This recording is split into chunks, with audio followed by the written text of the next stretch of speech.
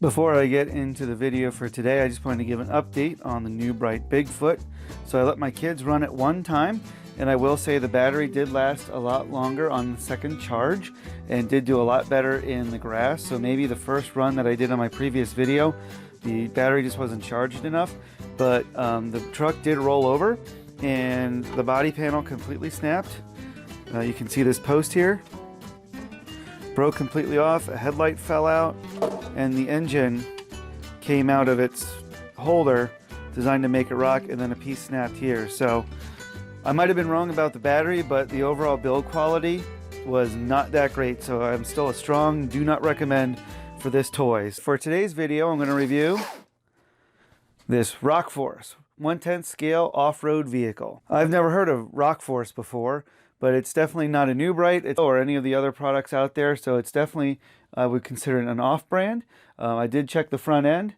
Seems pretty tight, but it is in the packaging pretty good. So let's crack this thing open and take a look.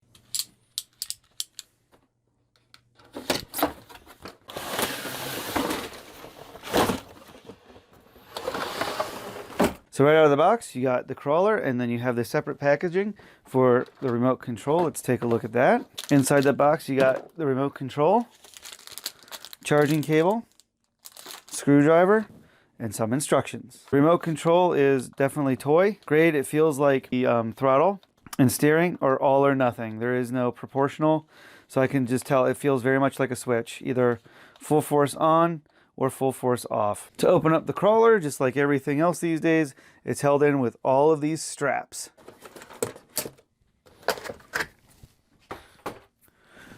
So the truck actually does have quite a bit of weight to it because the battery is probably integrated. Oh, looks like the battery comes out right here. Let's have a look. Whoa.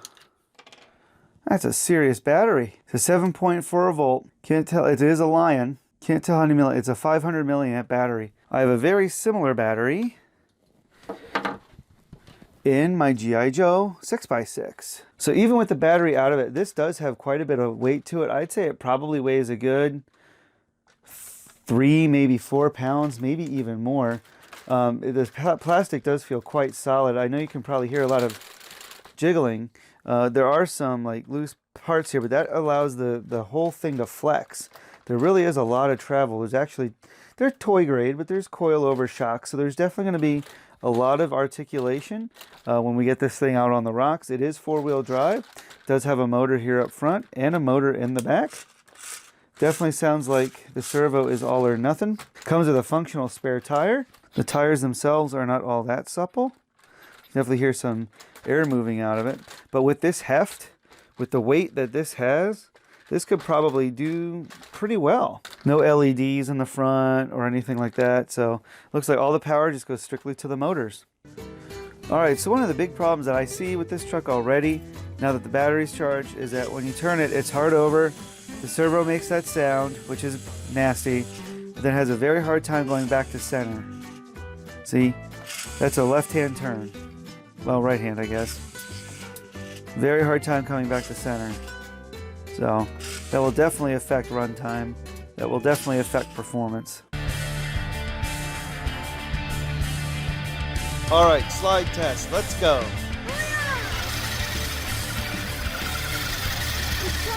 Nope. All right, let's see what happens. Here's just another benefit to having 4-wheel drive.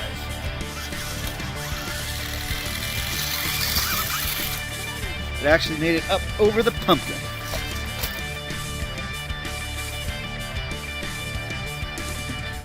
So we came out here to the one place that I knew would be rocky enough and off-road enough to test the 4-wheel drive. So let's get it out there and see what it does in this kind of terrain. We have some water. Hey, Clark. As you can see, we have some water to contend with, so I don't want to find out if it's waterproof or not.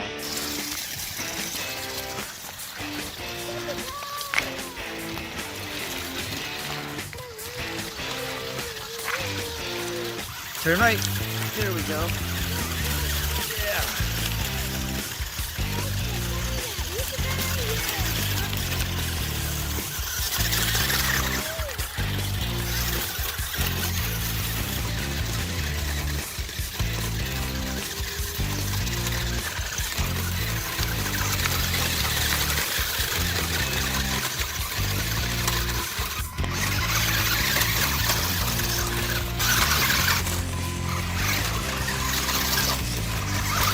right, Clark, you ready to take it off-roading? Oh yeah, baby. All right, let's do it. Oh, sorry. Got it.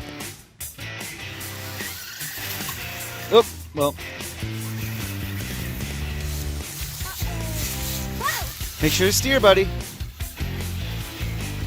You gotta steer, pal.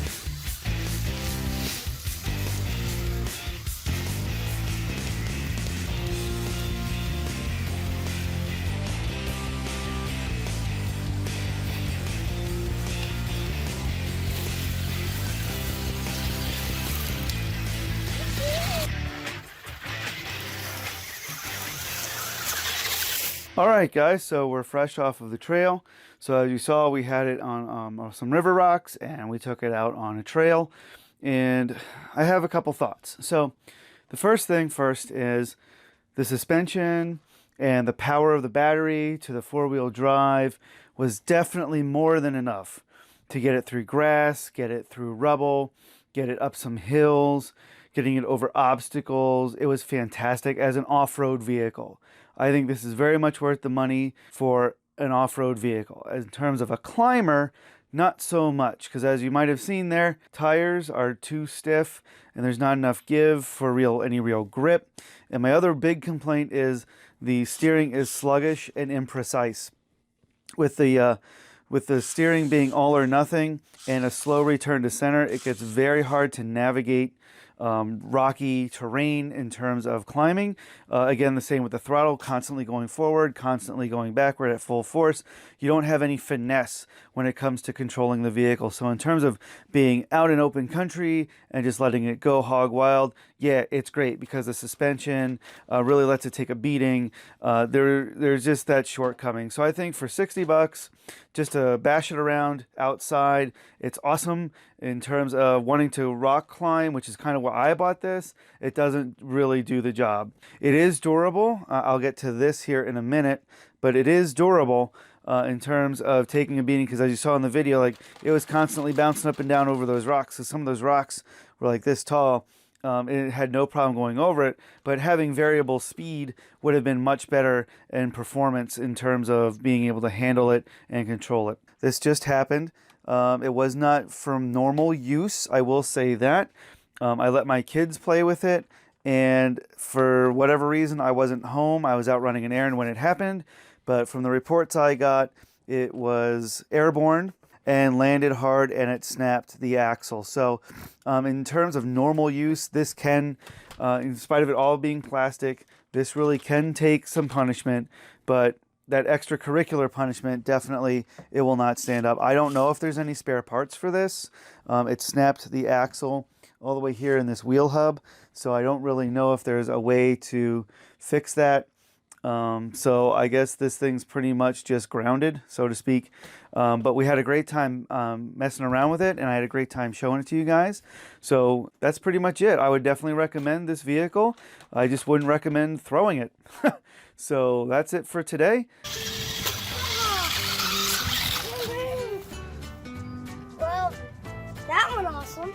Yep. Make sure you subscribe and click that bell and see more of this awesome